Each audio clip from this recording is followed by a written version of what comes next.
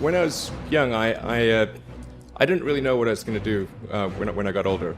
People kept asking me, but then eventually I thought that the idea of inventing things would be really cool.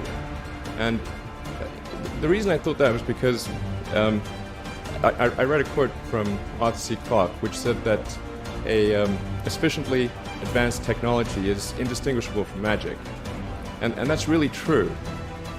If you go back, say 300 years, the things that we take for granted today would be you'd be burned at the stake for. Being able to fly, being able to see over long distances, being able to communicate, and having access to all the world's information instantly from almost anywhere on the earth. This is stuff that really would be magic, or would be considered magic in times past. In fact, I think it actually goes beyond that, because there are many things that we take for granted today that weren't even imagined in times past. They weren't even in the realm of magic. So it actually goes beyond that. So I thought, well, if I can do some of those things, basically if I can advance technology, then that's like magic, and that would be really cool. And I also had sort of a slight existential crisis, because I was trying to figure out what does it all mean? Like, what's the purpose of things?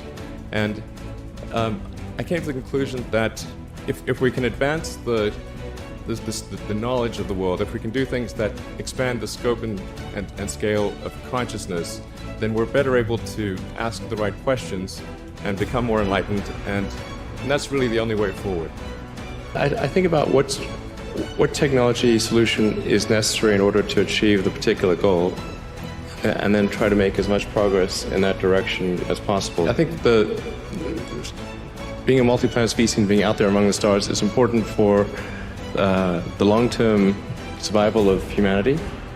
But then the part that I find personally most motivating is that it creates a sense of adventure, and it makes people excited about the future.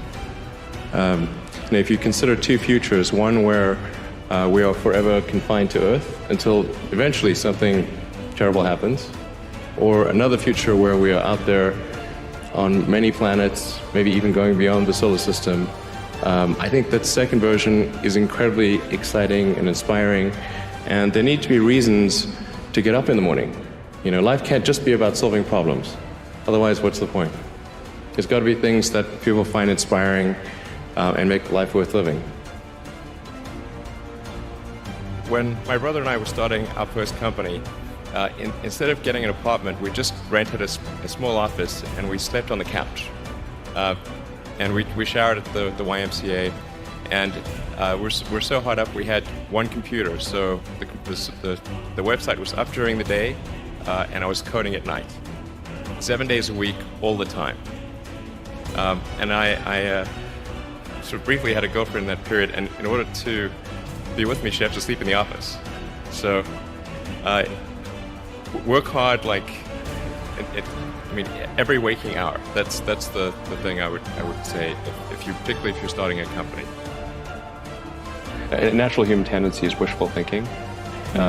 So a challenge for entrepreneurs is to say, well, what's the difference between really believing in your ideals and sticking to them versus pursuing some unrealistic dream that doesn't actually have merit? And that is a really difficult thing to tell you. Can you tell the difference between those two things? Right. So you need to be sort of very rigorous in your self-analysis. I think certainly extremely tenacious, and then just work like hell. You just have to put in 80 to 100 hour weeks every week. All those things improve the odds of success. Or how do you think about making a decision when everyone tells you this is a crazy idea? Or where do you get the internal strength to do that? Well, first of all, I'd say I actually think I feel fear quite strongly. So it's not as though I just have the absence of fear. I feel it quite strongly. But there are just times when something is important enough, you believe in it enough, that you do it in spite of the fear. People shouldn't think, well, I feel fear about this, and therefore I shouldn't do it. It's normal to feel fear. So you just feel it and let the importance of it drive you to do it anyway? If you just accept the probabilities, then that diminishes fear. Drive overrides fear. It's about believing in the future and thinking that the future will be better than the past. And I can't think of anything more exciting than going out there and being among the stars.